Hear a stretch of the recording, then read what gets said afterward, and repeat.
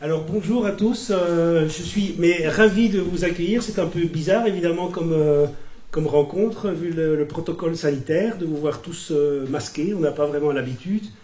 Mais donc merci d'avoir brevé les éléments. Et ça me fait plaisir, surtout parce que ça fait depuis février qu'on n'a plus fait une seule rencontre à la Licorne. Alors malgré le fait que les libraires indépendants marchent plutôt bien depuis la fin du déconfinement, on peut dire que les gens probablement ils sont restés plus chez eux, et aussi à cause du fait qu'ils se posent sans doute beaucoup de questions dues à la situation actuelle. Ils replongent beaucoup vers les livres, donc ça c'est très bien pour les libraires en général. Par contre, ce qui est moins bien, c'est qu'on n'a plus ce plaisir de pouvoir partager avec les auteurs. C'est quand même on va dire le sucre, la sève du métier également, c'est de pouvoir recevoir des auteurs. Et je suis donc ravi de vous avoir, vous avez été choisis, vous avez été les premiers à au moins répondre pour cette rencontre, et je suis ravi de recevoir Franck Bouys surtout. Bonjour Franck Bouys, bonsoir. Bonsoir à tous. Ça me fait énormément plaisir parce qu'on s'est rencontrés déjà l'année passée, et je trouve que c'est un auteur assez rare aujourd'hui, d'abord parce qu'il a un style qui est absolument extraordinaire, et deuxièmement parce que malgré le fait qu'il soit dans le succès ascendant, il est très humble, et c'est un vrai bosseur, et ça se voit. Je peux vous dire qu'il y a parfois des écrivains, quand on lit certains bouquins, on se dit non, d'une pipe comme ils sont paresseux.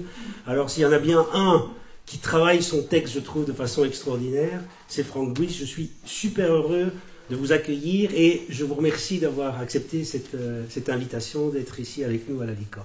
Alors je vais poser une première question, elle est un peu liée à la situation. On ne va pas poser aux gens la question de savoir ce qu'ils pensent de la situation sanitaire, parce que tout le monde a un avis différent, mais quand même je vais poser la question à Franck Bouys. J'ai fait quelques rencontres virtuelles avec des auteurs pendant le confinement, hein. On a mis des trucs sur YouTube, et la plupart des auteurs me disaient finalement ce confinement ça change pas grand chose à mon métier d'écrivain, puisqu'en fait on est quand même un petit peu des ermites. Alors je voulais un petit peu savoir comment vous aviez vécu cette nouvelle période, et surtout ce que vous en ressentez de ce qui est en train de ressortir de tout ça. Moi je l'ai pas vécu différemment de ce que je vivais habituellement, puisque j'habite dans un coin paumé de Corrèze, donc ça n'a pas changé. Ce qui change, c'est quand, avec la promotion du bouquin, que j'arrive à Paris, j'ai l'impression d'être dans le tournage de Blade Runner, parce que moi je n'ai pas de masque chez moi, il n'y a pas de... Évidemment, il y a de l'espace, il n'y a pas de cas de Covid, donc finalement ça n'a rien changé, si ce n'est que voilà, je voyais un peu ce qui se passait. Évidemment, j'évitais de trop écouter les informations, parce que ça me saoulait vite. Donc je voyais ça avec un peu de recul, et je me disais que tous ces trucs-là de plus rien ne sera comme avant, etc., j'avais un petit sourire en coin, parce que on a vérifié que finalement l'humain il fait toujours mieux mais en pire, et on n'a pas retenu beaucoup de leçons, je trouve, de cette période-là, voilà, les mêmes qui applaudissaient chez nous aux fenêtres, les infirmières se retrouvent à s'engueuler pour une place de parking. Voilà. Donc finalement, je trouve que voilà, c'est un peu désespérant. Et je trouve que le renouveau, si renouveau il doit y avoir, et je veux y croire, ce sera les gamins. Les gamins. Moi, j'ai initié avec le rectorat de la Haute-Vienne, la Corrèze, tout ça. J'étais en contact avec la rectrice, et on a lancé comme ça une réflexion avec les gamins, les collégiens, les lycéens, pas sur le jour d'après, mais sur comment ils ont vécu cette période-là, parce que finalement ils vivent dans un monde qui est relativement virtuel, même quand ils se retrouvent ensemble comme ça, comme si on était tous les deux, ils sont toujours sur leur téléphone à discuter avec d'autres personnes qui ne sont pas là. Et quand ils rencontrent ces autres personnes qui ne sont pas là, ils discutent avec celles avec qui ils étaient. Ça me trouble, ça, en fait. Alors c'est un peu vieux con sûrement maintenant, mais en tout cas on était épatés des textes qu'ils ont produits et de la réflexion qu'ils ont eue. Et donc ça c'est un espoir en fait. Et donc on va faire un livre en fait avec tous ces témoignages. Il y a eu plus de 300 contributions, ça va faire un gros livre, et j'ai fait des rencontres avec ces gamins.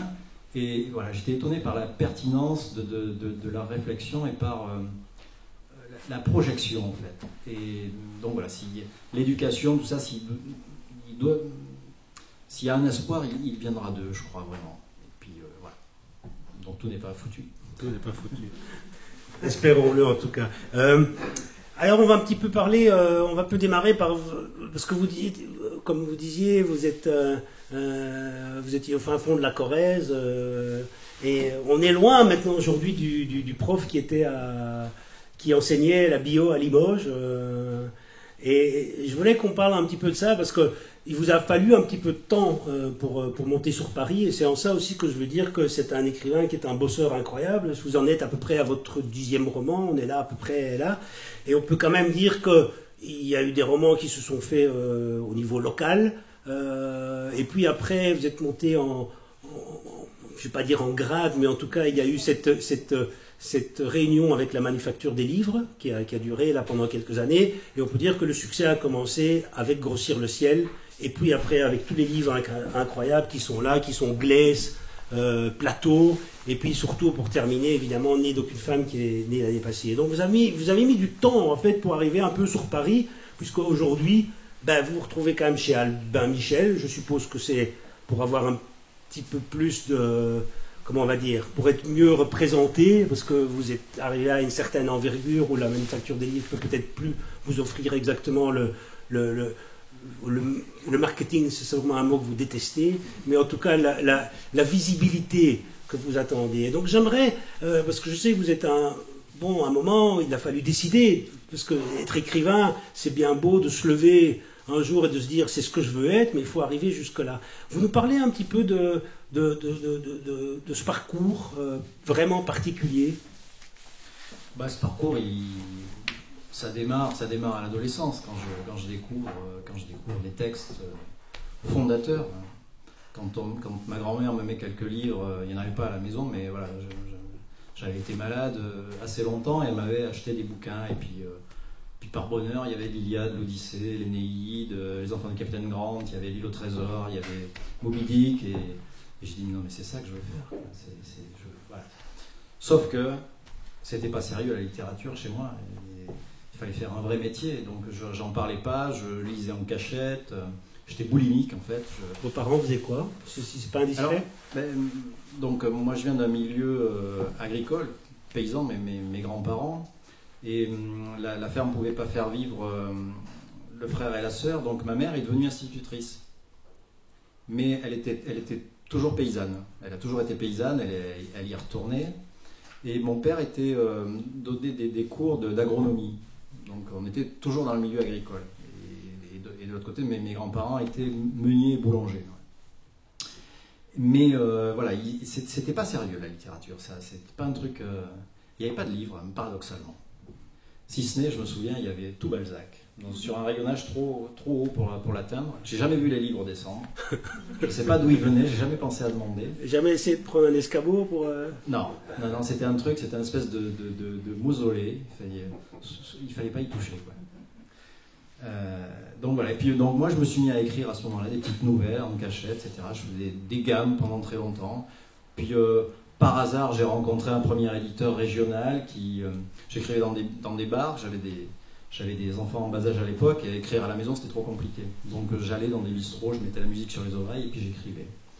Et un jour, il y a un éditeur qui buvait son café aussi là, il me voyait là tous les matins, il m'a abordé, il m'a demandé ce que je faisais, il a lu, et puis voilà, on a publié comme ça. Et puis un jour, mon premier lecteur, c'est mon meilleur ami, qui est artisan, plâtrier, peintre, mais un formidable lecteur.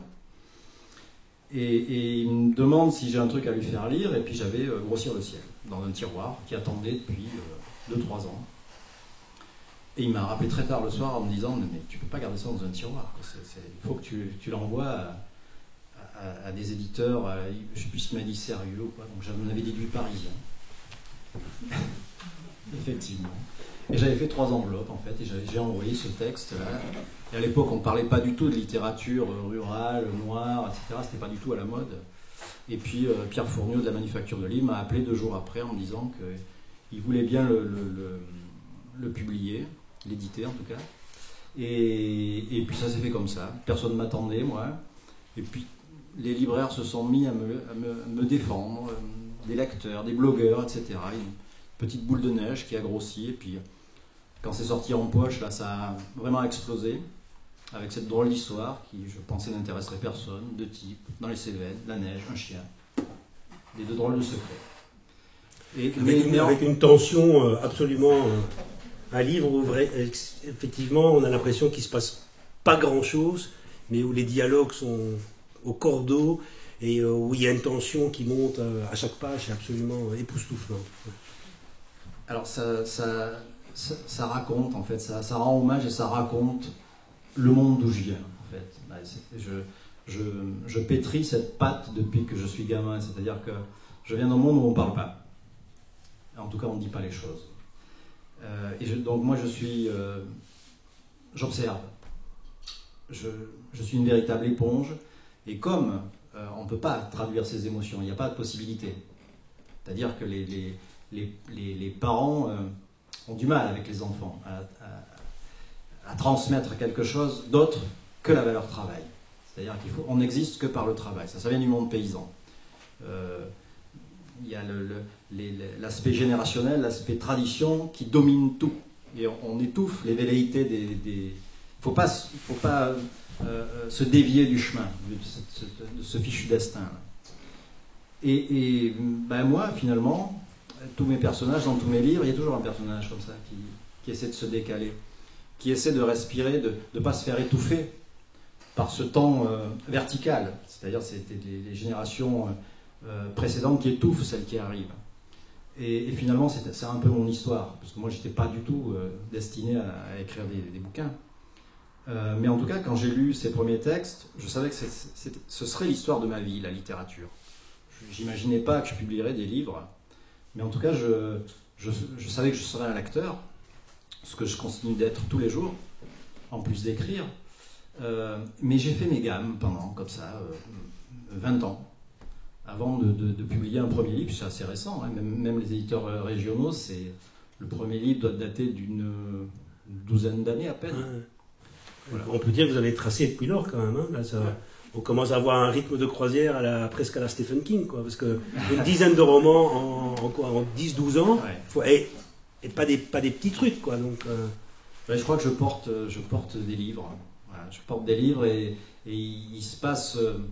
Je suis rattrapé par une émotion et maintenant je pense qu'à un moment donné je me suis senti suffisamment armé littérairement, je me suis libéré de plein de choses et je me suis pas senti légitime mais j'ai découvert des romanciers, des auteurs qui m'ont permis, ils m'ont dit vas-y, tu fais ton truc, de toute façon tu as compris maintenant que la littérature ne se révolutionne pas, mais tu as trouvé les ruines, les magnifiques ruines qui te correspondent, c'est-à-dire ces grands auteurs-là que sont Homère, Shakespeare et évidemment Faulkner. Et à partir de là, j'ai essayé de faire mon truc, mais je me suis senti le droit, je dis bien le droit, qu'à partir du moment où j'ai entendu cette petite musique singulière qui était dans ma tête, c'est-à-dire raconter une histoire effectivement, mais à ma manière, et en ayant parcouru un drôle de chemin, puisque comme je n'étais pas guidé, il y avait parfois des impasses et parfois de magnifiques bifurcations. Et bifurcation, ça pouvait être la bande dessinée, ça pouvait être Tintin, puisqu'on est... ça pouvait être Bob Moran, mais c'est devenu très vite Shakespeare, Mallarmé, Eliot, Dumas, Hugo, Eugène Sue, voilà. J'adorais les feuilletonistes du 19e siècle. Et donc en fait, je me suis dit, on peut peut-être, enfin en tout cas, essaie-toi de réconcilier le romanesque et la langue.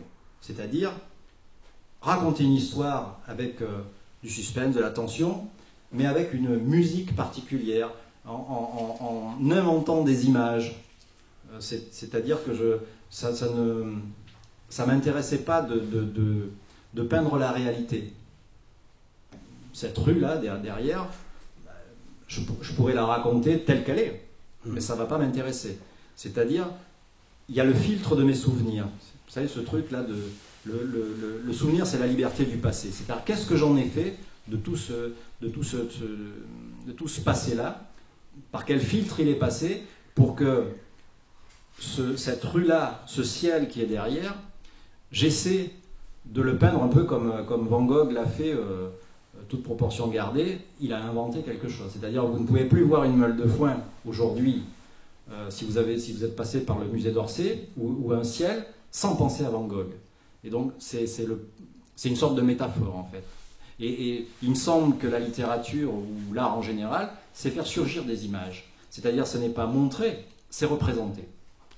Vous dites à un moment dans le livre, d'ailleurs, dans le dernier, dans Buveur de vent, raconter, c'est un des personnages qui dit ça dans le livre, c'est raconter des histoires aux autres, c'est d'abord s'en raconter à soi-même. C'est important, ça. Est-ce qu'à un moment, on a épuisé tous les tragédiens, tout ce qu'on... Parce que bon, ces gens-là ont déjà tout dit avant, hein, d'une certaine façon. On parle d'Homère, Cervantes, Shakespeare, et qu'on a quand même encore besoin de se raconter soi-même des histoires. C'est important, ça?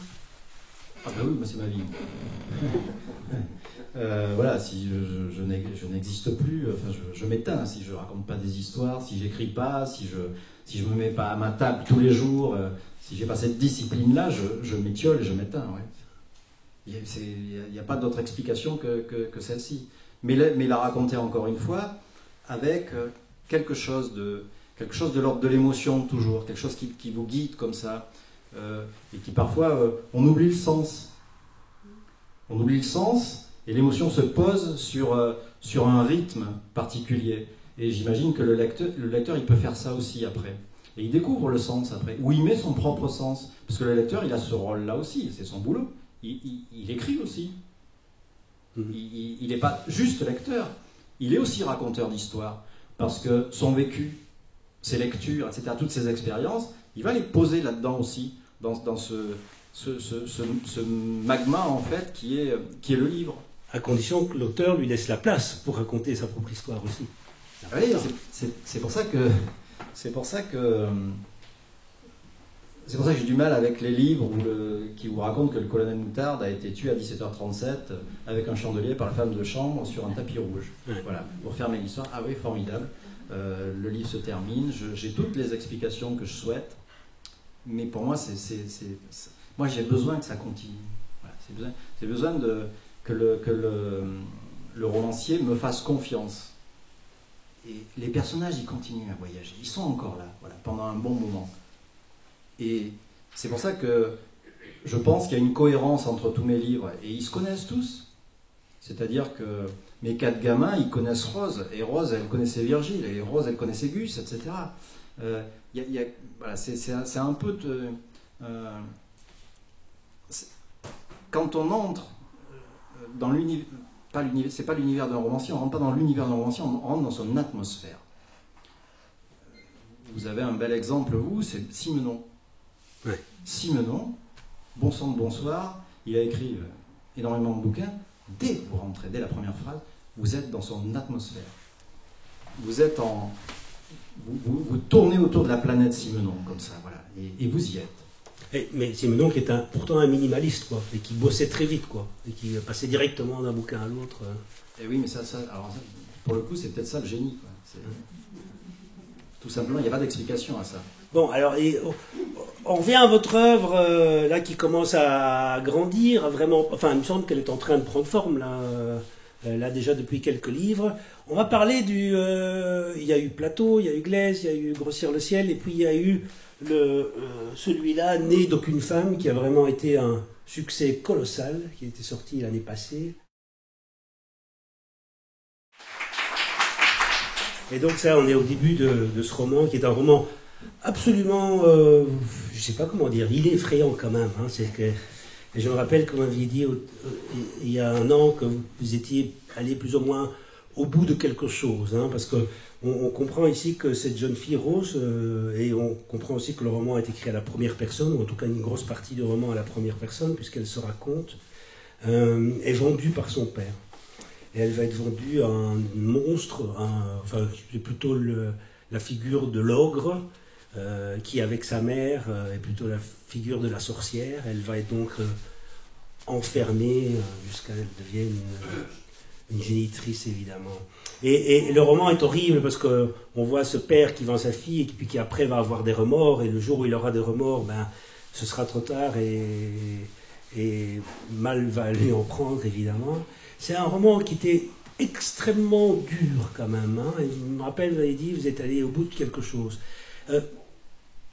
Enfin, en tout cas, dans l'approche du mal, d'aller de ce côté-là.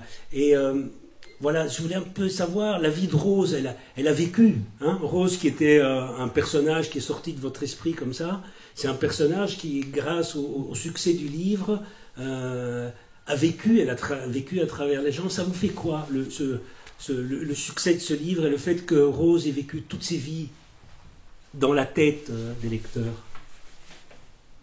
Ben, je trouve ça assez admirable, et en même temps, ça ne regarde que les lecteurs. Ça ne me regarde plus.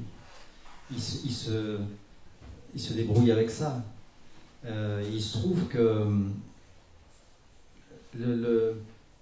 moi, je pensais avoir inventé une histoire. Je pensais vraiment avoir... Et en fait, non. C'est toujours ce truc d'une réalité encore pire qui peut vous rattraper, une réalité d'aujourd'hui. Je ne parle pas forcément de la France, mais d'autres pays, etc., où j'ai rencontré un copain qui a vécu à Mayotte, qui m'a raconté des choses horribles, voire pires que celle-ci. Et alors que moi, j'avais même pas conscience d'explorer cette figure du mal absolu. Mais voilà, moi j'ai raconté mon histoire, c'est tout. Je ne savais pas ce que je faisais, je vous assure. Je changeais de voix comme un ventriloque. Pouvait le faire. Je passais de la voix de Rose à celle d'Edmond ou de Gabriel, ce curé là qui recueille la confession. Et quand j'ai fini le livre, comme à chaque fois, je ne sais pas ce que j'ai voulu faire. Et c'est en discutant avec les lecteurs, les journalistes, etc. Ils m'expliquent en fait. Ils m'expliquent jusqu'où je suis allé. Et le lecteur a toujours raison. Moi aussi. Mais le lecteur a toujours raison. Et j'adore quand ça me déborde en fait. Voilà, ça me déborde et les gens. Alors, j'aime pas le mot identifier, c'est pas tellement ça, mais ils s'approprient l'histoire. Ils sont à l'intérieur de. C'est ça le truc en littérature, c'est qu'on n'est pas, on n'effleure pas, on entre dans le livre, on est à l'intérieur du livre. C'est de la chair en fait. C'est ça qui est. Comme moi quand j'écris, je me laisse posséder par les personnages. C'est ce truc-là. C'est pas l'inverse. Et ça prend autrement d'énergie. Ça vous, y a un côté physique comme ça. C'est beaucoup plus engageant que d'avoir le projet de devenir un personnage. Vous voyez ce que je veux dire? C'est-à-dire que là, on n'est pas en projet de créer un personnage. C'est lui qui prend possession de vous. Et vous n'avez plus qu'à le suivre et à pas le lâcher. Et si vous le lâchez, si vous commencez à dire « Ah oui, là je ne vais pas l'écrire ça parce que je vais choquer le lecteur. » ou je vais... Mais non, il ne faut surtout pas... Le meilleur moyen de vous respecter, c'est de ne pas penser à vous. Quoi. Jamais. Ouais, mais vous les faites quand même, quand vous rentrez dans un roman comme Ni d'aucune femme, c'est difficile pour vous d'imposer cette souffrance finalement à Rose à un moment, parce que vous avez le maître des forges, là, qui est son maître, qui va être absolument terrifiant avec elle, et puis il y a l'enfant, enfin, Hannah Arendt, et puis il y a tous les adultes qui sont autour. Il y a Hannah Arendt qui s'y connaît dans l'exploration du mal, qui a dit les enfants obéissent tandis que les adultes consentent. Et c'est un peu ce qui se passe toujours dans... Et alors il y a cette espèce de violation comme ça, de viol de l'enfance qui est assez terrible. Est-ce que ça fait mal en tant qu'auteur d'aller si loin? Ben, quand j'écris, en fait, moi je suis pas là. Je suis pas là. Vous savez, écrire, c'est disparaître devant ce qui n'existe pas encore. Il faut s'absenter pour écrire. Si vous voulez vraiment écrire, il faut s'absenter. C'est pas Frank Wyss qui a conscience, qui se met en projet, qui a des intentions, etc. Je me laisse guider vraiment. Je sais pas ce que je vais raconter. Je sais pas ce qu'ils ont à me raconter, ces personnages-là. Je sais rien, en fait. Et ça c'est là où c'est très engageant, en fait. Ça prend une énergie folle. Ça se passe comme ça, vraiment. Et bon, mais on va passer D'ailleurs, cette méthode que vous avez, parce que ça c'est très important, c'est pour ça que vous n'aimez pas les histoires avec le colonel Moutard qui est sur le tapis rouge. Mais c'est pas une critique, parce que j'en ai lu, moi. Des oui, il y en a des paquets, il y en a des camions entiers. Ouais. Donc, ce qui est intéressant, et on va parler maintenant du tout nouveau qui est Buveurs de vin. On ne vous dira pas d'ailleurs pourquoi ce sont des buveurs de vin, il faudra lire le livre. Et la couverture est magnifique. Hein, là, alors là, il y a... Je pense qu'il y a c'est Sandrine qui est là, d'Albin Michel. Je ne sais pas comment se fait le choix d'une couve, mais la couve, en tout cas... Vous avez choisi la couve? Oui. Ouais. La couverture est absolument splendide. Et c'est ça qui est intéressant, je pense, aussi dans votre méthode. C'est au-delà du fait que vous avez travaillé, vous retravaillez votre texte plusieurs fois. C'est que vous partez d'une image. Hein, tout d'un coup, il y a quelque chose qui vous apparaît et que ça vous suffit en fait pour inventer un monde. Donc on a Luc, donc on démarre par Luc, et Luc c'est le simplet dans l'histoire, un peu. Enfin le simplet dans le sens où c'est l'innocence incarnée, c'est celui qui est un peu fou et que tout le monde traite un petit peu comme l'idiot du village, si on veut, d'une certaine façon. Il est important et ça m'a directement frappé parce que je sais que vous êtes un fan inconditionnel de Faulkner, et dans Le bruit et la fureur, il y a ce début du livre qui, sur des dizaines et des dizaines de pages, se met dans l'intérieur de la tête d'un garçon simple, et que donc le lecteur est très perdu. C'est un personnage qui vous a porté pour créer celui de Luc? Bah, j'en sais rien, vous savez, j'ai pas d'imagination. L'imagination, c'est l'art de recomposer sa mémoire.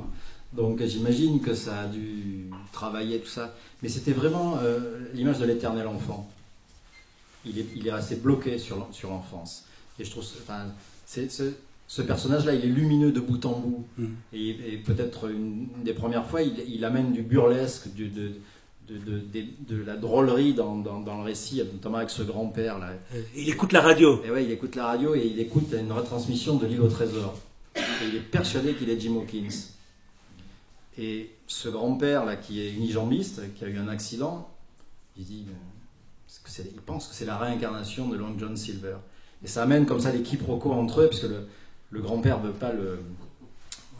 veut y croire, lui faire croire qu'il est. Donc ça amène comme ça des dialogues assez savoureux, je pense. Enfin, moi, en tout cas, je me suis beaucoup amusé à les écrire.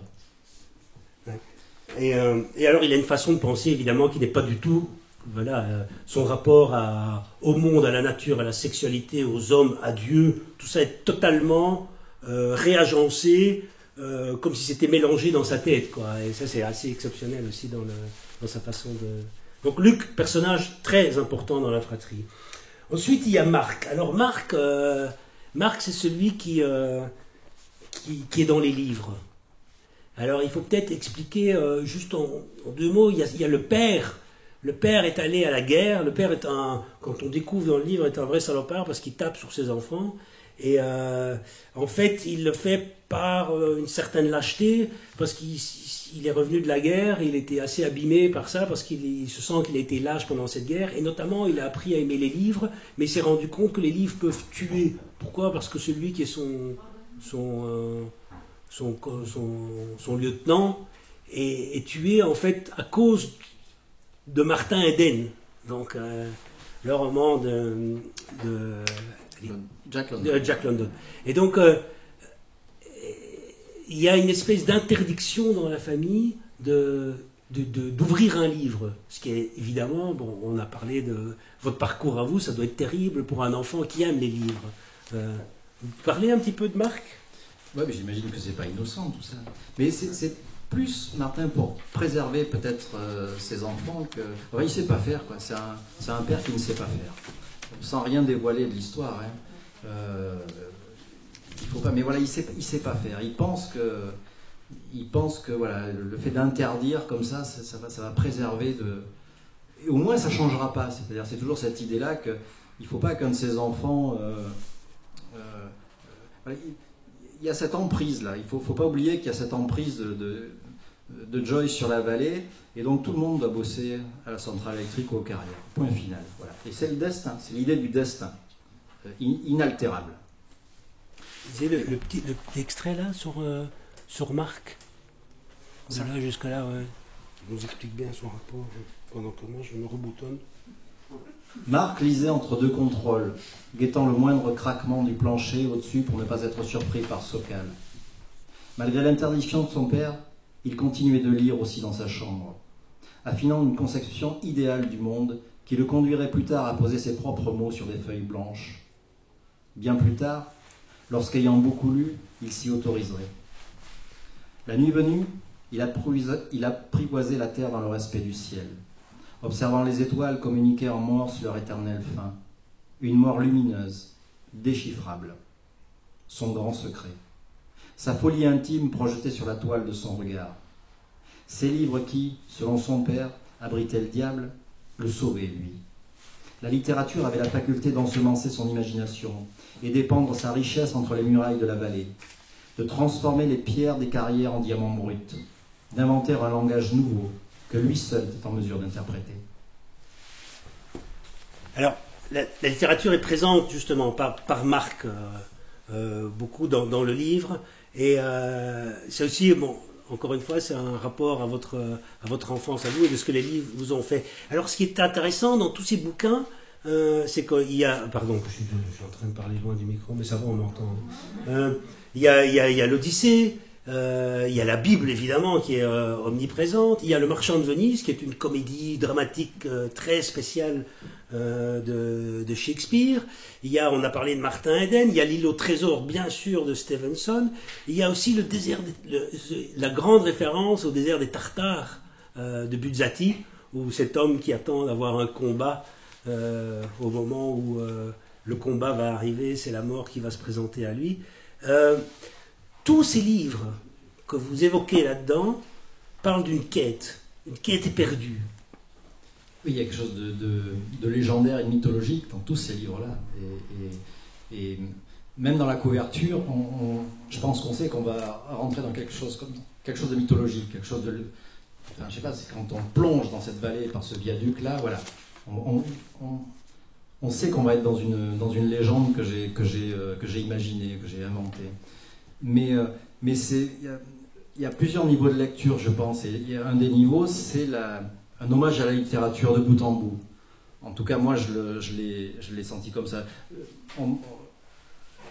Né d'aucune femme, ça, c'était vraiment un livre aussi sur l'écriture.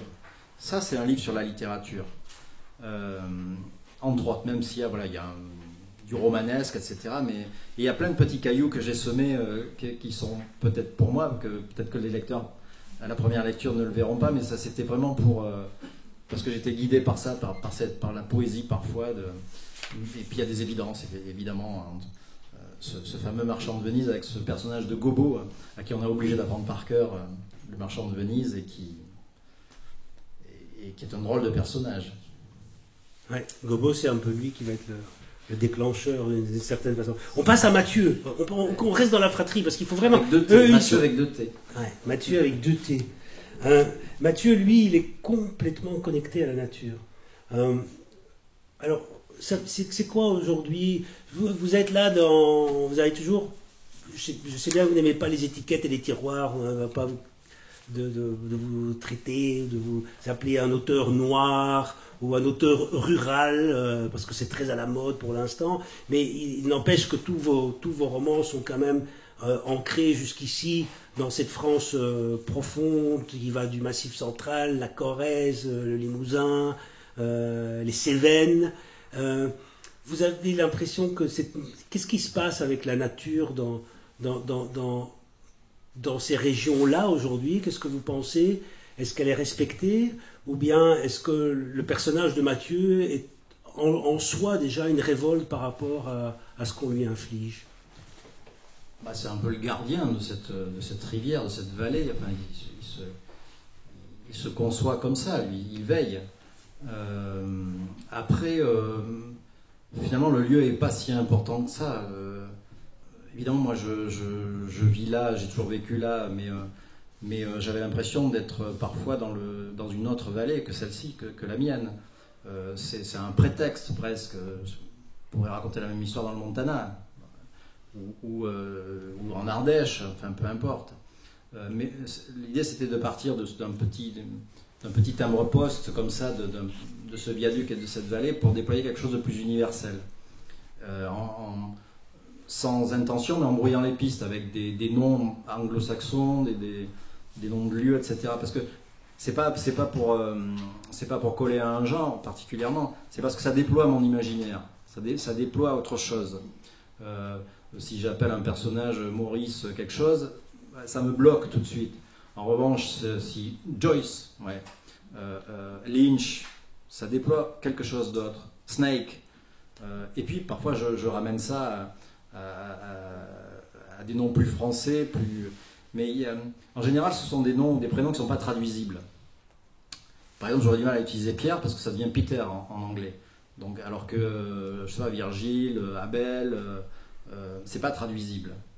Et donc ça forme quelque chose ça façonne quelque chose de particulier dans l'histoire. Et ce Mathieu-là, effectivement, lui, il n'a pas choisi son prénom, c'est sûr. Il s'appelait Simon au départ.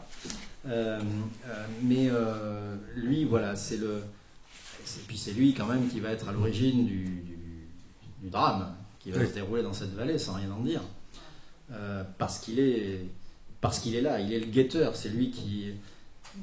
Finalement, chacun de ces personnages, c'est un peu une facette je l'ai réalisé après, une facette de moi, de ce rapport organique, charnel, que j'ai à l'écriture et que j'ai à cette nature-là qui m'imprègne, qui m'a imprégné, qui continue de m'imprégner. Et en fait, ce que je ressens, ce que je vois, quand je me promène, quand je vais faire des activités, etc., c'est pas différent de l'écriture, en fait.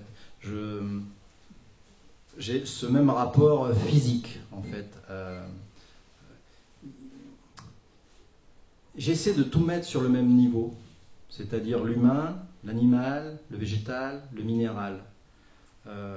Parce que finalement, ils fabriquent tous des ombres. C'est ce que disait Giono, ce qui était le plus important, ça ramène à ce passage-là. Nous sommes aussi la nature. Alors, pour terminer et pour finir de répondre à votre question, elle a beaucoup changé, cette nature-là. Elle continue de beaucoup changer, on la respecte pas beaucoup. Et donc, si il se passe ce qui se passe dans ce livre-là, c'est aussi parce que ça me révolte.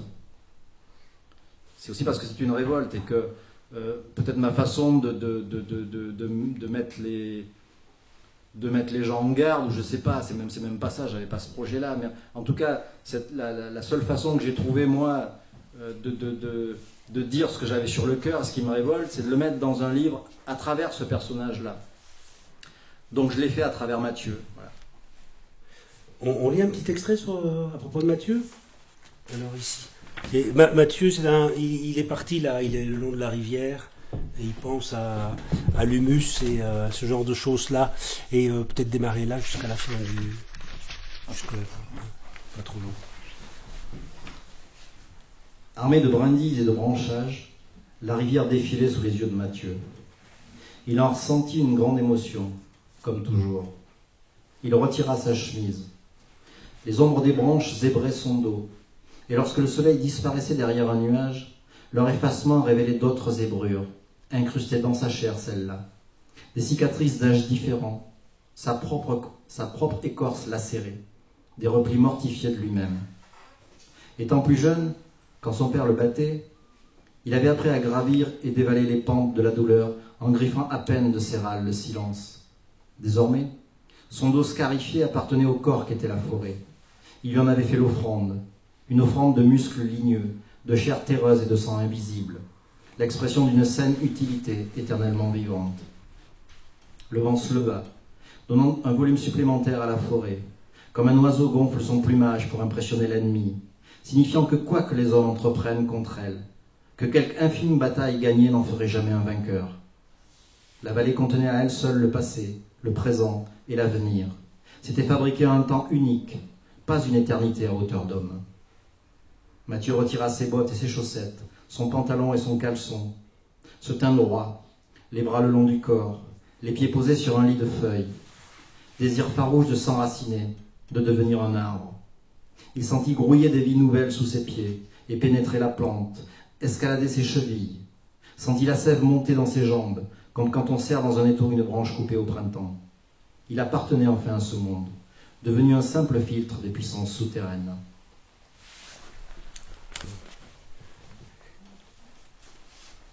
C'était pour la nature. Et en fait, il y a la quatrième dans la fratrie, et ça, c'est Mabel. Donc, elle est surnommée comme ça par son grand-père, par Élie. Et elle, on a l'impression que c'est par elle que que peut-être le malheur arrivera, parce que elle est à son corps défendant, elle est extrêmement belle. On pense un petit peu à vous voyez le personnage dans Manon des Sources, hein, la fille qui est absolument splendide et qui est évidemment convoitée presque par tous les hommes, et qui incarne, en plus, elle aime les plaisirs de la chair, elle aime ça.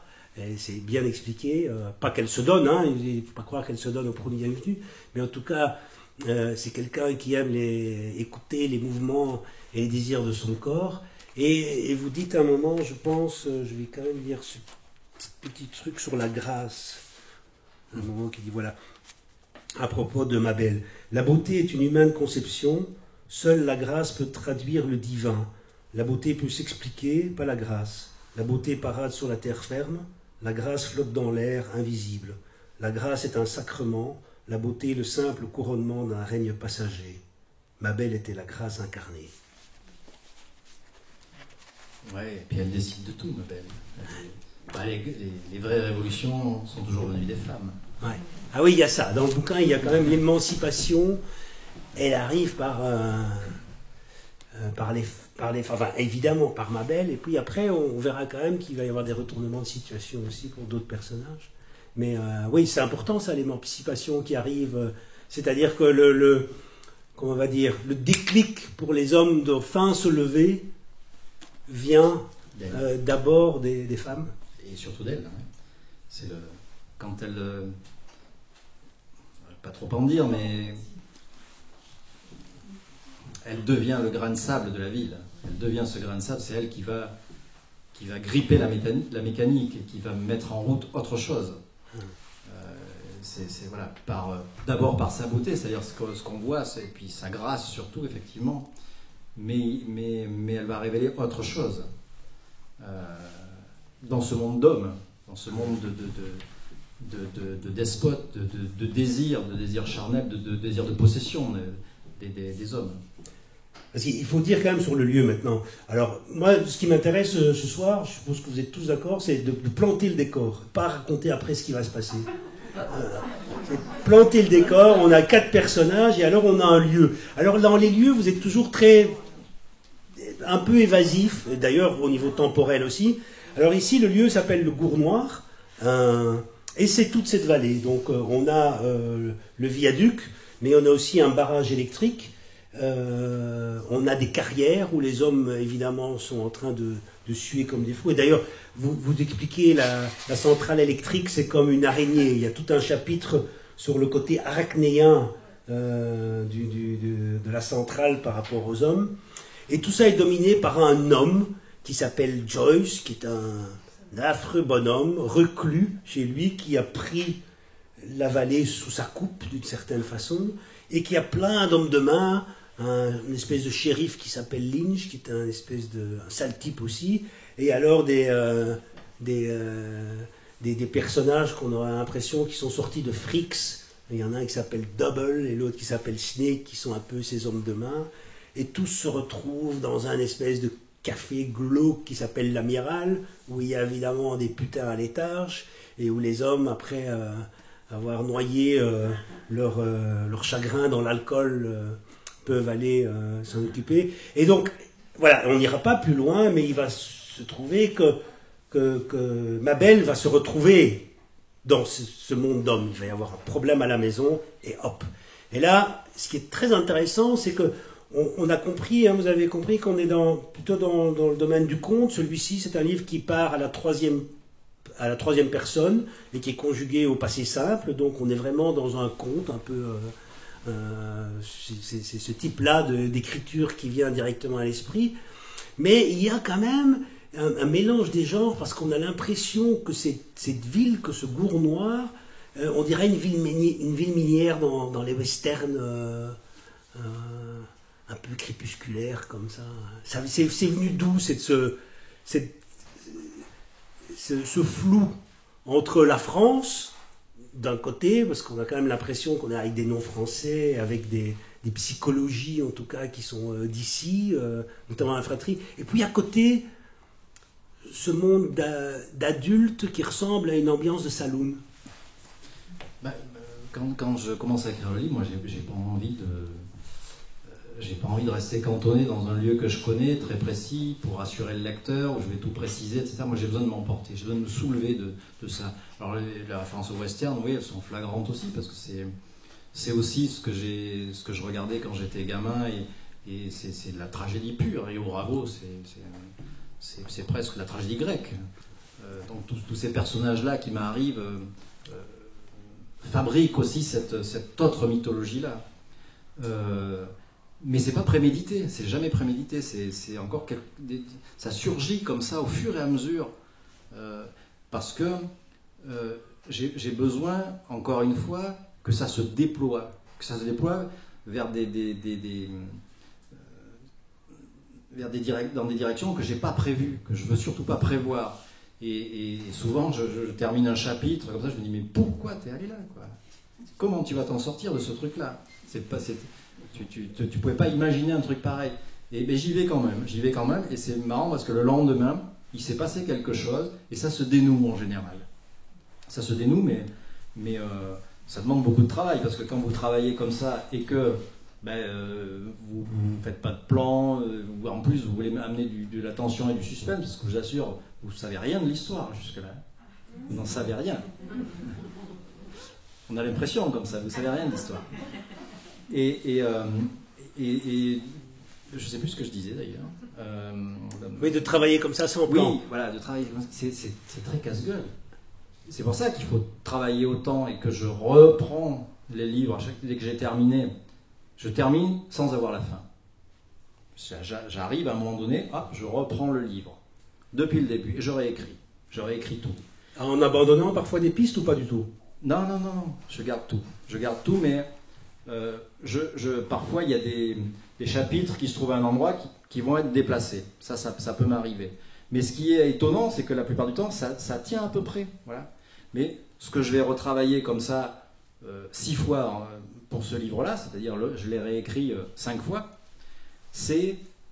5 fois. Ouais. Le pire, c'était Grossier au sel, j'ai écrit 9 fois. Mais voilà, c'est tous les jours, hein, c'est l'écriture, pour moi, c'est tous les jours. L'histoire sur les cahiers, il se passe quelque chose de l'ordre de ce qu'on peut appeler, je sais pas moi, quelque chose de l'ordre de l'imagination, de la pure création. Mais après, c'est de l'artisanat. C'est de l'artisanat parce que il faut que le meuble que vous êtes en train de fabriquer, il tienne debout, à peu près, en tout cas. Et même s'il n'est pas fait avec le même bois marqueté, tout ça, j'aime pas, moi, les meubles marquetés, j'aime bien les bois différents, tout ça, je vois les veinages, etc. Et tout ça fabrique de la poésie aussi, tout ça.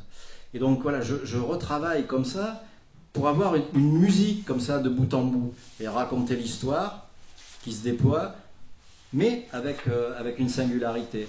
D'où le mélange des genres aussi. On parle de mélange des genres, ben oui. Pourquoi moi, c'est mon espace de liberté, l'écriture d'un livre. Pourquoi je m'interdirais d'aller faire un tour du côté du western, du côté de la tragédie grecque, du côté de la poésie pure, du côté du thriller, du côté du roman noir, du côté du roman rural. C'est pas mon problème. Moi. En plus, moi, étant autodidacte, je picorais tout ce qui me passait sous les yeux. Donc, comme j'ai été fabriqué comme ça, quand j'écris, tout ça, ça ressort aussi. Et ça fait un livre transgenre, finalement. Et où chacun peut trouver ce qu'il a envie de... Non, on ne trouve rien, on ne cherche rien quand on rentre dans un livre, hein, vous êtes d'accord avec moi? On ne cherche rien, mais par contre, on peut trouver des choses. Ouais. Et donc on aura compris, donc on a le... Et alors au niveau temporel, c'est intéressant aussi, c'est un peu flou. On sait que c'est après la guerre, parce que forcément, centrale électrique, donc... puis le père qui est revenu de la guerre, on est après la Seconde Guerre mondiale, et pourtant non, il y a aussi un espèce d'anachronisme flou dans la façon dont... C'est intéressant, je trouve. Ah, ça, c'est la zone où le lecteur, je lui laisse la place, quoi. Il peut le situer à peu près quand... Ah, il y a des marqueurs, il y a un marqueur quand même... voilà, qu'on ne voit pas forcément, parce que quand on lit, on peut le squeezer, parce qu'on a envie justement que ça se passe à une autre époque. Mais ça, c'est très bien, moi ça ne me pose aucun problème, au contraire. Et donc du coup, ça, c'est à ce moment-là que le lecteur se met à se raconter aussi l'histoire, à l'écrire finalement. Et je trouve que un des drames de nos sociétés, c'est la paresse, je trouve. Mais la paresse en tout. Parler en écriture parfois, mais aussi en lecture. On a un rôle. Moi, je suis lecteur. Je suis lecteur, mais j'ai pas envie de... J'ai pas envie de lire la même histoire à chaque fois et qu'on me la raconte de la même façon. Vous savez, ce truc du lecteur qui dit « Ah ben j'ai adoré ce livre, vous n'avez pas quelque chose du même genre ?» Et achetez le même, et relisez-le, je sais pas. Mais ouais, c'est ce truc-là où j'adore ça en fait, j'adore les incipits par exemple, où on me pomme. C'est-à-dire le pacte qu'on fait avec moi. On me fait confiance, on me respecte. Et voilà, l'incipit de Surgery, par exemple, de Cormac McCarthy, je ne sais pas si vous avez lu ça un jour, mais c'est le plus bel incipit que j'ai jamais lu de ma vie. J'ai rien compris. J'ai rien compris, mais je suis rentré dans son monde. Ça n'a aucune importance, cet incipit, c'est de la poésie pure, et après il me raconte l'histoire. Mais il a fait un pacte avec moi. Il m'estime suffisamment intelligent pour lire son livre, ou suffisamment libre, pas intelligent, libre. Voilà, libre de rentrer dans ce truc-là. Et moi j'adore ça en fait. Donc j'ai pas envie d'être rassuré quand je rentre dans un livre, j'ai pas envie d'être rassuré quand j'écris un livre, j'ai juste envie de m'oublier, quoi, de m'absenter. C'est bien ce qu'il dit. Et surtout sans avoir peur de l'ombre. N'ayez pas peur des ombres, des Faulkner, des Giono, des McCarthy, l'ombre qu'ils portent, qui est quand même assez grande. Hein. J'écrirai pas sinon, hein, parce que ouais, je leur monte pas à la cheville, quoi, mais en tout cas, c'est marrant parce que je dis toujours qu'ils m'ont donné la permission. C'est-à-dire qu'à un moment donné, je me suis dit, fais ton truc, quoi. Fais ton truc, tu as... Ils montrent le chemin de la liberté. Ouais, ils m'ont amené, je me suis senti en famille, j'ai tellement lu de choses qui m'ont... C'était pas pour moi, etc. À un moment donné, j'ai trouvé ma famille. Et c'est une vingtaine d'auteurs, quoi, à peine une vingtaine d'auteurs. Et je me suis dit, ouais, ok. Et c'est avec ça, je parle toujours de magnifiques ruines, essaie de faire quelque chose avec ça, avec ce socle-là. Essaie alors tu vas creuser au même endroit, effectivement, mais fais-le. Essaie pas de labourer un champ de dizaines d'hectares. Essaie de creuser toujours au même endroit et regarde ce qui se passe, regarde ce que tu trouves en creusant. Ouais, tu vas trouver de la terre, évidemment, des racines et puis quelques ossements aussi. Et c'est ça qui est important, c'est creuser l'obscurité pour essayer de voir un peu de lumière. Une de vos citations préférées d'ailleurs, c'est « Toute œuvre », et c'est de Walter Benjamin. Toute œuvre achevée est le masque de son intuition. C'est magnifique, ça. Et le masque mortuaire de ses propres intentions. Oh. Ce qui revient à peu près au même. Ouais, oui. Ce truc de... Donc c'est une façon de dire que de toute façon c'est raté, mais on s'en fout, on continue. De toute façon, ce sera un échec. De toute façon, un livre... Ces livres-là sont des échecs, non? Mais bien sûr. Mais non. Mais j'en suis assez fier. Mais sinon, j'arrête d'écrire, si j'estime que j'ai tout dit. Sauf que, voilà, je suis allé au bout de quelque chose. Vous savez, c'est comme un arbre qui pousse. Je ne crois pas au chef-d'œuvre, mais je crois à l'œuvre, à quelque chose qui se déploie. Comme un arbre. Et les branches, elles ne sont pas parfaites. Hein. Elles sont pas, je déteste, en fait, les branches. Vous savez, c'est des arbres qui poussent tout droit dans les taillis. Je préfère les arbres qui poussent au milieu de la nature, comme ça. Et voilà, vous avez une branche qui se déploie comme ça, latéralement, d'autres qui vont monter, peu biscornues. Je pense qu'une œuvre, c'est un peu ça. Et les livres, ce sont des branches que que vous faites pousser, en fait. Et quand on a terminé le livre, en fait, on le termine, mais on ne l'achève pas. C'est pour ça que je dis que c'est un échec. Et ça vous permet de passer à un autre, en fait. Et il ne faut pas revenir dessus. Il ne faut pas retoucher à un livre. Et en fait, tout ça, de tous ces échecs-là, ben on va essayer de faire quelque chose de cohérent, quelque chose qui tienne. Ben au moins qu'il y ait des racines suffisantes pour faire tenir cet arbre-là.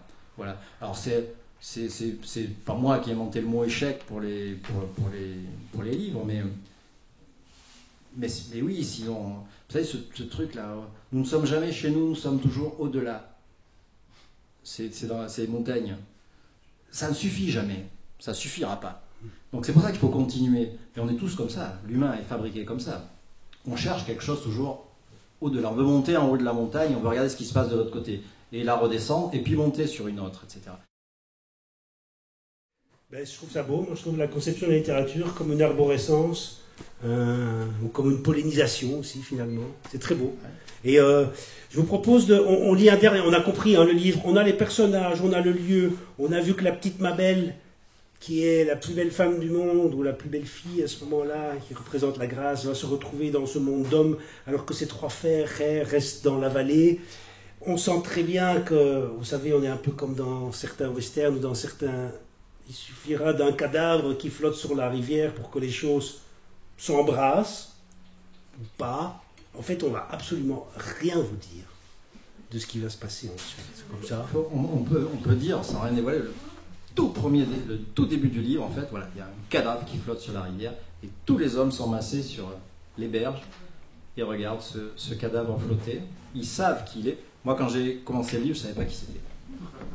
J'ai découvert beaucoup plus tard, mais j'étais avec ces hommes-là, et c'était marrant, parce qu'eux, ils savaient, ils le reconnaissaient, et pas moi.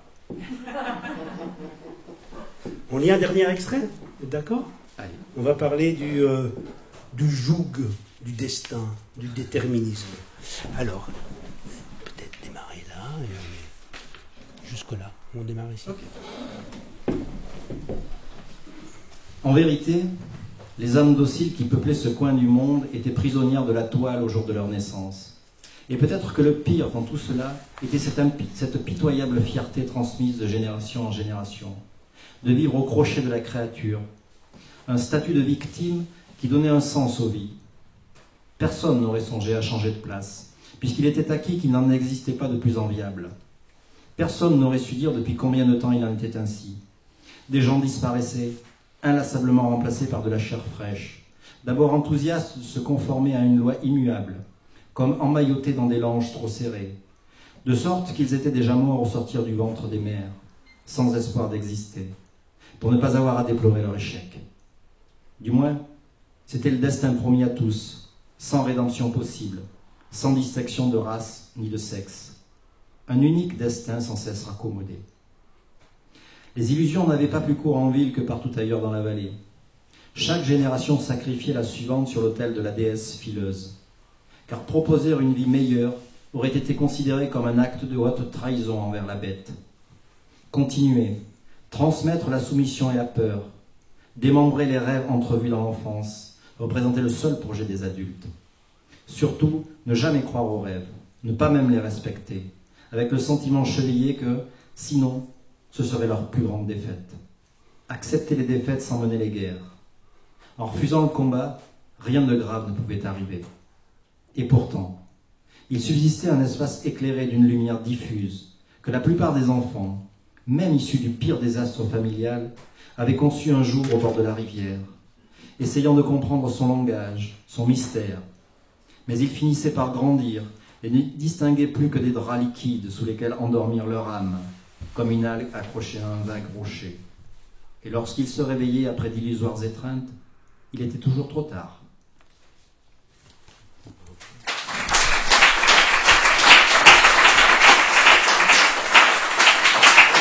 Alors, j'ai oublié de dire qu'elle c'est aussi un dialoguiste absolument extraordinaire, parce que finalement, quand on choisit des extraits, c'est plutôt des des morceaux de texte en paquet comme ça, mais au niveau des dialogues, c'est c'est aussi un auteur qui, pour moi, est vraiment exceptionnel. Qui va jusqu'à l'os, et tout est toujours dit en une ou deux phrases, c'est vraiment exceptionnel.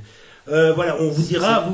Juste pour dire un mot des dialogues, c'est quelque chose qui est très important, enfin, qui me prend le plus de temps à écrire, parce que ils font toujours 4 fois plus que ce que je retiens au bout du compte. Et c'est ne pas perdre le fil de la langue et de la poésie. Et la poésie, elle se déplace. Dans la prose, en fait, il y a un rythme, il y a une musique particulière.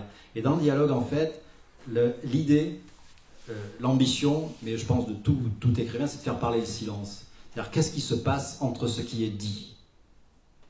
Et je viens d'un monde où on parle, mais on ne dit pas les choses. Et il faut observer les regards, les gestes, etc. Et ça dit à ce moment-là. Et c'est ce que expliquait Lévi-Strauss quand il parlait des papous. Il disait que c'était des poètes sans le savoir, en fait. À les regarder bouger, on voyait la poésie à ce moment-là. Être poète, c'est pas forcément déclamer des vers. Ça peut être la façon de bouger, la façon de se tenir, de tenir ses mains, etc. J'ai toujours trouvé éminemment poétique les mains de paysans. Ils tiennent pas leurs mains comme ça, comme elles sont toujours recroquevillées comme ça. Ça dit l'existence, ça dit le travail, ça dit plein de choses, quoi.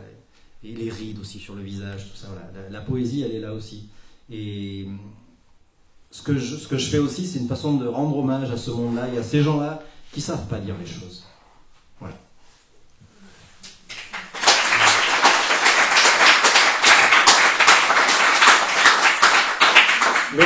Merci beaucoup, Franck. Alors on va autoriser donc le public présent évidemment à enlever son masque dans le cas où il y a l'une ou l'autre question. Voilà. Tout a été dit. Allez. On ne connaît pas l'histoire du bouquin. C'est là, on avait fait notre travail. Vous verrez à la fin aussi si l'exploitation, on a bien compris qu'une des choses qui vous cheville, c'est l'exploitation de l'homme pour l'homme et ce qu'on en fait. Hein, je suppose que ça doit vous faire peur aujourd'hui. Moi, je suis, je sais pas, je prends un truc d'actualité. Trump, il y a 4 ans, disait, son slogan de campagne, c'était America First. Ça vaut ce que ça vaut, mais pourquoi pas? Pourquoi pas? Mais aujourd'hui, son slogan de campagne, c'est quoi? C'est force. Et il l'a sorti hier. Ouais. Et c'est absolument, voilà, donc c'est la force et l'ordre, c'est-à-dire force et ordre, c'est effrayant de revoir aujourd'hui ce retour des puissants dire des choses pareilles, quoi, la force et l'ordre, comme slogan de campagne. Je règle peut-être mes comptes avec un autre Trump, avec ce Joyce, là, ouais. Ça, c'est l'avantage des livres qu'on écrit, on peut aussi, alors l'idée c'est pas du tout de délivrer un message ou quoi que ce soit, mais en tout cas il y a des choses qui me révoltent et voilà, ça ressurgit, ça jaillit comme ça et à travers des personnages. Et c'est un livre aussi sur l'héritage, sur la fondation. C'est un type, c'est l'archétype de ces personnages, vous savez, de l'entre-deux-guerres des Américains, le type qui arrive de nulle part et qui veut fonder quelque chose. Voilà. Est-ce qu'il y arrivera, est-ce qu'il n'y arrivera pas? Il faudra lire le livre, mais ou pas. Mais en tout cas, ça m'a toujours fasciné. Je me souviens quand j'ai commencé, quand il est arrivé en ville, quand j'explique cette scène-là, eh bien, il avait une mallette en cuir. Je ne savais pas ce qu'il y avait dans cette mallette en cuir. Je le découvre l'avant-dernier chapitre, ce qu'il y avait dans cette mallette. Voilà. Et ça règle, ça dénoue en fait la fin du livre. C'est ça qui... Et les humains ont toujours quand même cette capacité à s'amender. C'est possible. Il n'y a pas que le déterminisme. Il y a aussi l'action. Ce livre en est ma preuve, en tout cas. Bon, mais merci encore. Alors, est-ce qu'il y a des questions? Est-ce qu'entre-temps... Ah, il y a notre caméraman. Je me demandais si vous aviez déjà imaginé possiblement qu'un ou peut-être plusieurs de vos livres pourraient être adaptés au cinéma, ou si vous aviez déjà pensé peut-être écrire pour le cinéma. Ah, ça, je ne saurais pas faire. Enfin, je ne saurais pas faire, je ne voudrais pas faire ça. Non. Mais non, parce que ce serait terriblement frustrant. Parce qu'il y a un rapport à l'efficacité, vous savez. On ne peut pas me laisser emporter par la langue, par une musique. Donc non, alors oui, il y a Grossir le ciel va sûrement devenir un film de cinéma. Il y a 3 de mes livres qui vont devenir des bandes dessinées, c'est autre chose, mais ça pour le coup c'est différent. Oui, c'est quelque chose qui m'intéresse, et là on peut faire... je serai scénariste, oui, ça m'intéresse. Mais le cinéma, ça me regarde pas. Alors je veux bien avoir un droit de regard, évidemment, qu'on me trahisse pas, mais en tout cas, moi je n'y participerai pas. Ça sera autre chose, voilà, ça sera autre chose. Mais j'ai pas de coquetterie par rapport à ça. Ça sera autre chose, point final. Et je serais ravi de voir des acteurs incarner Gus et Abel dans les Cévennes. Ça, je serais ravi. J'adorerais voir ce qu'un Stephen Frears ferait de Né d'aucune femme. J'adorerais ça.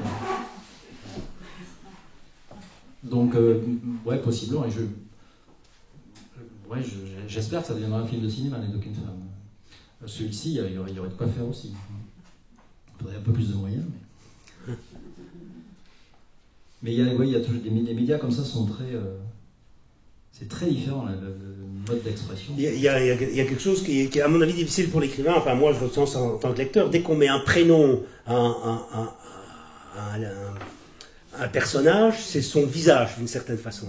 Hein, c'est lui qu'on voit. Tandis qu'au cinéma, le visage est donné. Donc, je pense que la logique pour l'écrivain, il y a des gens qui arrivent à le faire, hein, mais c'est quand même très très différent, quoi. Tandis que là, le visage vient, rien que par le nom de leur personnage, et une stature, un accessoire ou un truc comme ça, tout est dit, et le visage est fait, même si on ne le voit pas. Et ça aussi, c'est quelque chose qui m'importe. C'est-à-dire, je décris très peu les personnages, moi. Parce que vous vous débrouillez avec ça. C'est-à-dire, vous le fabriquez vous-même. C'est vrai qu'après, quand le cinéma vous l'impose, ça colle pas. Donc on est toujours un peu déçu. Mais peu importe. Alors, après, il y a beaucoup d'écrivains aujourd'hui. On a l'impression qu'ils écrivent pour le cinéma. C'est-à-dire, on va à l'économie, c'est des sujets, c'est des phrases courtes, etc. Et je trouve qu'il y a cette mainmise du cinéma où ça devient le Graal, en fait. C'est-à-dire, on écrit pour être adapté au cinéma ou en série télé, etc. Et pour moi, c'est autre chose. C'est pas ce que... Et encore une fois, c'est pas une critique, c'est pas un jugement de valeur ou quoi, mais c'est pas ce que j'ai envie de faire. Pour moi, la littérature, elle est pas... elle est pas vraiment là, quoi. J'ai oublié de préciser qu'il vient d'avoir le Grand Prix Livre Hebdo. Bravo aussi. Il y a eu plein de prix. Ce qui est marrant, c'est quand on regarde les prix que vous avez reçus, il y a beaucoup de prix le prix du polar. En fait, il n'y a jamais de flic chez vous. On est tellement loin du polar, et parce que c'est du noir, il y a cette espèce de mélange des genres. Ouais, je crois que c'est un malentendu qui m'est arrivé avec Grossir le ciel, qui s'est retrouvé sur une liste polar, alors que... il y a de la tension, il y a du suspense. Donc on peut faire son miel quand on est lecteur de polar, il me semble, et je trouve ça vachement bien, finalement, de sortir un peu des codes. Mais après, ça m'a collé, vraiment. Plateau, il y avait ce truc polar dessus, alors pareil. Prix polar de la SNCF. Ouais, prix polar. Mais en tout cas, ça a été un sacré coup de pouce. Hein, ouais, c'était... Moi, j'ai toujours eu des prix de lecteur ou de libraire, donc je suis assez fier de ça. J'ai pas eu de prix de jury ou quoi que ce soit. Parce que mais vous ne plaignez pas des critiques, parce que les critiques sur le dernier sont dithyrambiques, quoi. C'est vraiment... Moi, je viens pas du monde des lettres, tout ça, donc ils me connaissent pas, vraiment. Il y a toujours cette... Une seconde. Donc voilà, le plus important, c'est d'être lu et puis d'être défendu par les libraires. Parce que les libraires indépendants, la librairie indépendante, la librairie en général, mais bon sang, moi je passe ma vie dedans. Alors, en rencontre, mais aussi il n'y a pas une semaine, tous les jours je passe dans une librairie, j'étais à Paris en ce moment, voilà, j'ai l'impression d'être chez moi en fait. J'adore discuter avec les libraires, voilà, de faire ce pas de côté que je ferais pas comme ça si j'étais tout seul. Ils me font découvrir des bouquins, ils me mettent des livres dans les mains. Là, j'ai passé le confinement et après à lire des Sud-Américains que je connaissais très mal. C'est un libraire de La Rochelle qui m'a mis entre les mains Augusto Roa Bastos, Fils d'homme. Révélation. Donc je me suis mis à lire Sabato, je me suis mis à lire Guimarães, etc. Voilà, et c'est les libraires qui font ça. Il faut leur faire confiance. En plus, quand ils connaissent, ils savent qu'on ne peut pas forcément voilà, faire le grand écart. Mais ils vous font faire ce petit pas. Et après, vous vous débrouillez, vous en ferez un autre, et puis etc. Et ouais. Comment est-ce qu'on remplit une journée de 24 heures en lisant tous les auteurs, en écrivant comme un fou, en s'occupant de son fils pour aller à la pêche et en faisant la promo d'un bouquin? Alors, en faisant la promo d'un bouquin, on ne peut pas faire tout ça. mais on peut lire le matin. Je suis un élève très très tôt. Moi, je suis levé à 4h30, 5h tous les jours. Et je lis voilà, jusqu'à ce que le jour se lève. Et quand le jour est levé, je me mets à écrire, mais n'importe où. Une terrasse de Bruxelles, une terrasse de Paris, je me mets la musique sur les oreilles. Quand je suis dans un livre, je transporte l'atmosphère avec moi, l'atmosphère du livre, donc c'est parti. J'ai mes cahiers tout le temps, j'ai besoin de ça. Et puis quand je suis chez moi, après je bricole ma petite maison, où je fais un peu de bois, puisque voilà, c'est mon seul moyen de chauffage, donc il faut que je prépare. Et puis j'ai des animaux, mes fils sont grands maintenant. Et puis voilà, je fais plein de choses. J'ai toujours besoin de compenser l'activité littéraire avec une activité physique. C'est une autre énergie.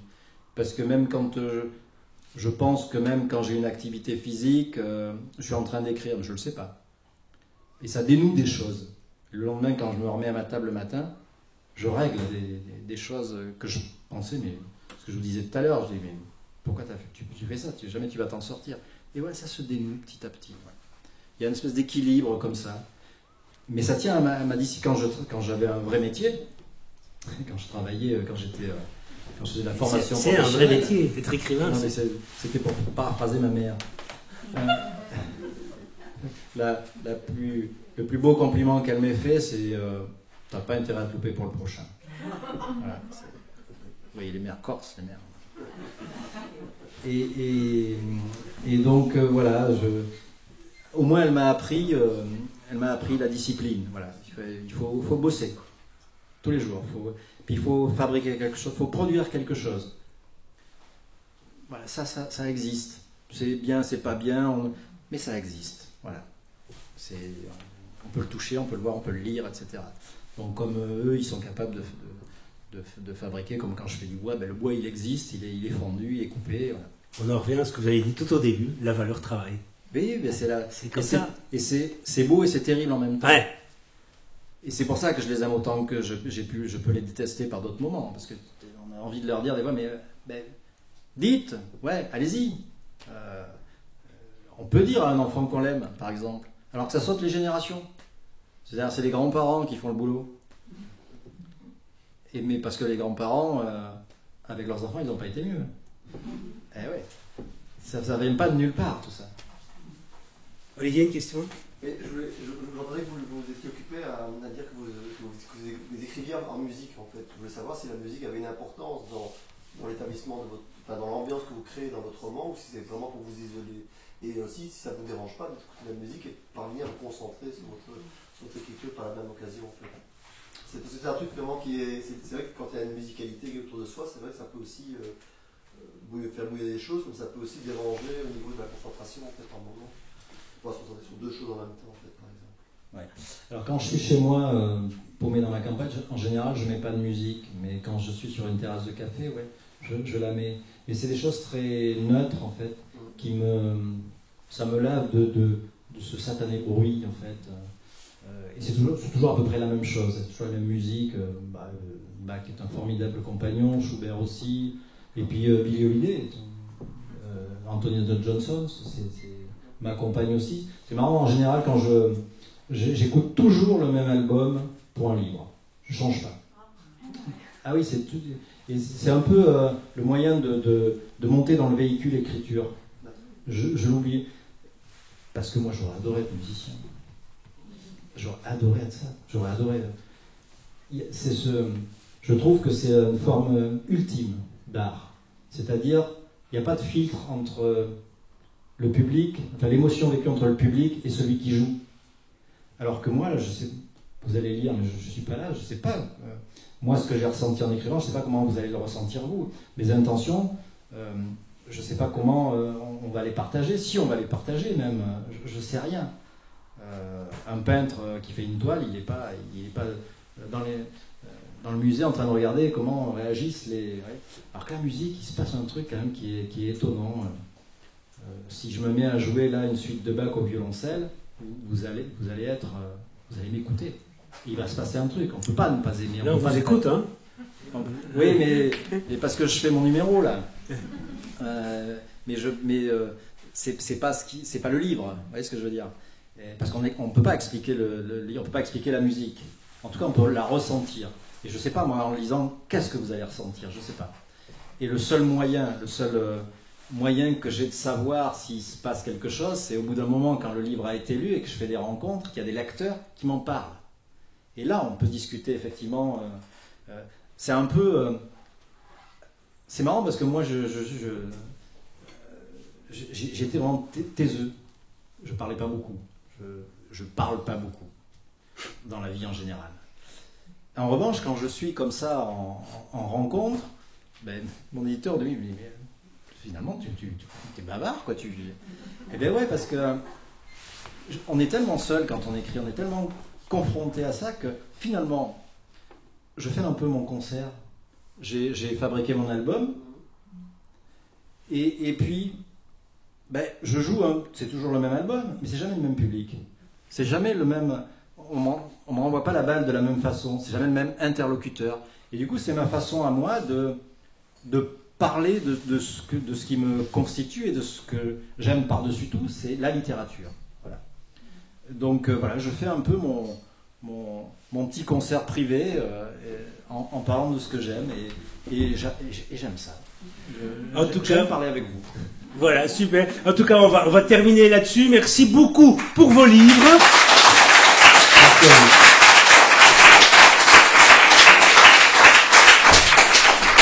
Merci pour vos livres d'exister et surtout merci pour votre générosité parce que c'est rare aussi de trouver et de pouvoir parler comme ça à un auteur qui se donne autant que vous. Ça fait vraiment plaisir. J'espère que ça vous a plu. Vous avez été très privilégiés de vivre cette rencontre. On continuera plus tard, évidemment on verra. Ça m'a plu moi aussi, parce que je me disais, qu'est-ce que ça va être avec les masques, les gens vont râler ici et ça, mais j'ai vu plein de sourires derrière les masques aussi. Donc moi, ça me fait énormément plaisir également. Donc on va continuer, je pense, les rencontres en octobre, novembre, décembre aussi, inviter d'autres auteurs. Et je vais vous demander seulement on va essayer de respecter un petit peu le protocole pour venir faire signer vos livres à Franck, et donc de vous suivre en commençant par cette rangée-ci, et puis la suivante, enfin, comme des gens tout à fait civilisés que nous sommes. Merci à vous, merci mille fois, merci Franck Buis encore. Merci à vous.